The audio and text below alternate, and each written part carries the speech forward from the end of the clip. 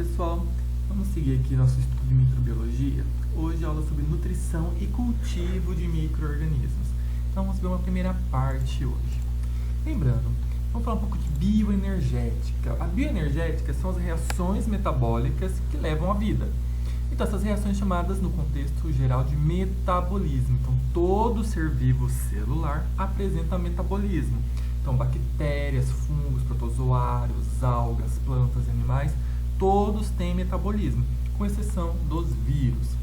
Então o metabolismo vem do grego metabole, que significa transformação, num conceito ou conjunto de reações químicas intracelulares. Lembrando que as células são as unidades fisiológicas dos seres vivos. E temos dois tipos de metabolismo, o catabolismo e o anabolismo.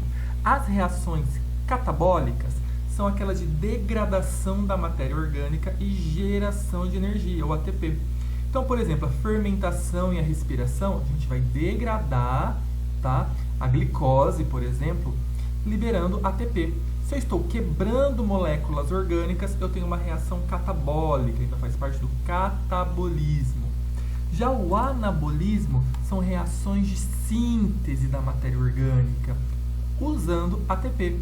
Então, por exemplo, a fotossíntese, a quimiossíntese, já fala síntese usando energia luminosa, síntese usando energia química. Eu estou produzindo matéria orgânica. Então, são reações anabólicas, é o anabolismo. Lembra, eu vou fazer análise de um texto, análise de um conteúdo. Eu estou produzindo, tá? Lembra, para todas essas reações ocorrerem, eu preciso de uma energia de ativação. O que é isso? É a energia necessária para que uma reação ocorra. Lembrando que todas as moléculas, íons, átomos, todos estão em movimento. Tem uma energia, certo? Só vai parar a movimentação molecular no zero absoluto, que é o zero Kelvin, que é teórico, não existe na natureza. Então, até o computador aqui está tudo em movimento, os átomos estão em movimento. Lembrando, o sólido tem menos energia, o líquido mais energia e o gasoso muito mais energia. Então, as moléculas ficam bem agitadas. Quanto maior a agitação, maior a probabilidade de choque, tá? Que ocorra o choque entre essas moléculas. A partir do momento que ocorre o choque, ocorrem reações químicas. Então, esse primeiro gráfico aqui mostra uma reação não catalisada, ou seja, que ocorre a Deus dará. Tem os reagentes, olha quanta energia precisou. Então, por exemplo, uma água com uma outra solução, você está aquecendo, você está injetando calor, você está injetando energia para que ocorra o choque. Ocorreu o choque, você tem a produção dos produtos. Ficou estranho, produção dos produtos, mas é isso. Então, toda essa diferença aqui de energia entre os reagentes e a energia para ocorrer a reação, a gente chama de energia de ativação.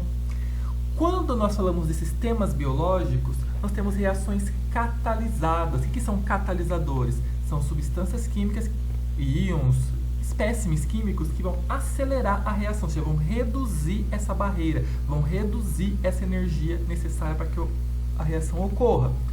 Temos no ambiente, temos nas reações químicas de indústria, porém, tratando de biológico, de sistemas biológicos, nós temos as enzimas. Lembra, as enzimas são proteínas catalisadoras, tá? A gente chama de biocatálise. Então, são moléculas que vão acelerar a reação, ou seja, vão reduzir a energia de ativação. Lembrando que as enzimas, elas pegam dois reagentes, chocam eles para que a reação ocorra. E no final ela sai integralmente, como se nada tivesse acontecido com a enzima. Lembrando que geralmente são proteínas, mas alguns RNAs podem funcionar como enzimas também. Tudo bem? Dentro disso, os seres vivos, como eu sempre falo em aula, é impossível colocar os seres vivos em caixinhas.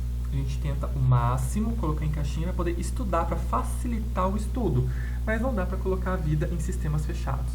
Então, os seres vivos apresentam uma diversidade metabólica vasta, e essa diversidade metabólica tem a ver com dois requisitos. A fonte de carbono, lembrando que carbono é fundamental para a construção das moléculas, e qual a fonte de energia? Quanto à fonte de carbono, os organismos vivos podem tirar da forma inorgânica, como CO2, ou da forma orgânica, uma glicose, por exemplo, que é o nosso caso. Quanto à fonte de energia, a energia dos seres vivos pode vir a partir da luz, energia luminosa, ou de reações químicas. A partir disso, a gente faz um joguinho, juntando aqui, formando termos. E esses termos, vocês ouviram já falar de autotrófico ou heterotrófico, né, na vida de vocês. Porém, em livros de microbiologia, ele vai bem a fundo, porque tem um capítulo específico para cada um desses temas. Ele vai bem na bioquímica dos micro-organismos. Então, se você ouvir um termo como fotoautotrófico, você fala, nossa, o que é isso? É só definir o nome. Tudo que é trófico, trófos, vem de alimento. Tá? Trófico significa alimentação, tem cadeia trófica, teia trófica. Ó, foto significa que a fonte de energia é luminosa, certo? Aqui, a fonte de carbono é inorgânica, então eu posso usar auto, de próprio, ou alguns casos chama lito, L-I-T-O. Lembra de litosfera, que significa pedra, rocha? Então, fotoautotrófico é um organismo que tira carbono da forma de CO2 e luz da forma, tira energia da forma luminosa. Pode ser fotolitotrófico também, mas o termo mais comum é fotoautotrófico, são as plantas, as algas, são os fotossintetizantes. Se eu uso CO2, mas a minha energia vem de reações químicas, eu sou um quimioautotrófico, como algumas bactérias e árqueas, certo? Quimioautotrófico, quimiolitotrófico, é a mesma coisa. Todavia, entretanto, algumas células, como algumas euglenas, elas são flageladas, elas tiram energia da luz, porém, o carbono vem de matéria orgânica, então são chamados de fotoheterotróficos. Lembra? Hétero, diferente, foto, luz. Também pode ser chamado de fotoorganotróficos, tá? Organo quer dizer que carbono orgânico. Já no caso nosso animal humano, nossa fonte de energia é química, tá? A gente tira energia da quebra das moléculas na respiração celular e nossa fonte de carbono é orgânica. Então nós somos quimioheterotróficos ou quimioorganotróficos, tá? Aqui só uma questão de conceitos, de vocês lerem os livros e não entender. Quanto aos componentes da vida, no geral, lógico, essas porcentagens variam de tecido para tecido, célula para célula, metabolismo para metabolismo, idade para idade, varia por N questões. Aqui, só que aqui é uma proporção. Então a gente tem para ver que a maior parte do que a gente tem numa célula é água. Depois, proteínas, ácidos nucleicos, carboidratos, lipídios, sais minerais e outros. Olhando aqui então a composição química de uma célula, nós temos compostos inorgânicos e compostos orgânicos. O que é inorgânico? Tudo aquilo que não tem carbono. O que é orgânico? Tudo aquilo que tem carbono, com exceção do monóxido de carbono, que é o CO, do dióxido de carbono, que é o CO2, do carbonato, que é o HCO3, do ácido carbônico, tá bom? E seus derivados. Dentro dos inorgânicos nós temos a água, tá? Lembrando, nenhuma reação química ocorre se não tiver água na célula, tá? A água é fundamental para que as reações ocorram, de soluções aquosas. Temos os sais minerais, que são importantes em pequenas concentrações, que vão auxiliar em vários processos metabólicos. Então aqui temos sódio, potássio, cloro, iodo. Dentro dos compostos orgânicos, temos os carboidratos, que são fontes de energia, né? Temos os monossacarídeos, disacarídeos, polissacarídeos, que vocês viram lá em bioquímica. Então, mono, glicose, frutose, galactose. Disacarídeos, maltose, sacarose, lactose. E polissacarídeos, como amido, quitina, celulose, glicogênio. Temos os lipídios, tá? Como glicerídeos, que são óleos e gorduras, as ceras, carotenoides, que são aqueles pigmentos como clorofila, xantofilas, e os esteroides, como o próprio colesterol. Proteínas, que são formadas por aminoácidos, que são estruturais, têm várias funções numa célula. Os ácidos nucleicos, tá? Como o RNA, o ácido ribonucleico, o DNA, o ácido desoxirribonucleico. Lembra, o DNA, informação genética. O RNA vai participar da síntese proteica, ele faz a ligação entre o DNA e os ribossomos. E temos também as vitaminas, certo? Que são cofatores enzimáticos. Olhando aqui, tem uma tabela periódica microbiana. O que é isso, professor? Tem a tabela periódica com os elementos químicos.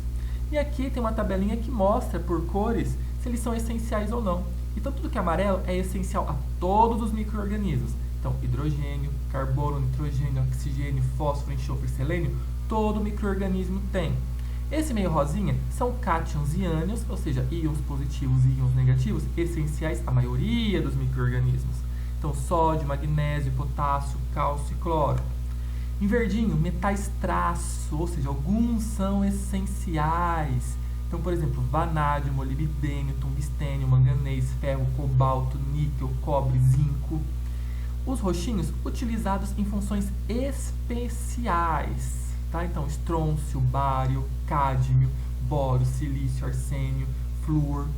O marronzinho são não essenciais, porém, se entrar na célula vai ser metabolizado, que é a grande maioria. E o azulzinho são os não essenciais, e que não vão metabolizar, tá? Vai acumular, pode ser tóxico. Aqui tem uma porcentagem dos elementos essenciais e aqui uma composição macromolecular da célula. Nutriente é qualquer elemento ou composto químico necessário ao metabolismo. Temos os macronutrientes, necessários em grandes quantidades, e os micronutrientes. Então, macro, carbono, nitrogênio, fósforo, enxofre. Micro, potássio, magnésio, cálcio, sódio.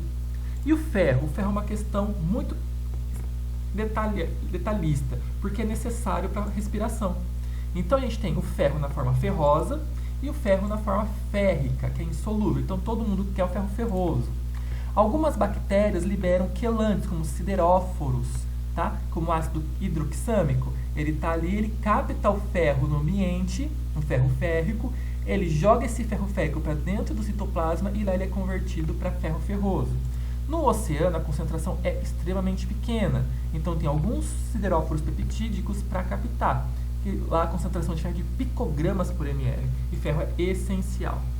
Fatores de crescimento são moléculas orgânicas necessárias em pequenas quantidades, como vitaminas, aminoácidos, bases púricas, pirimídicas.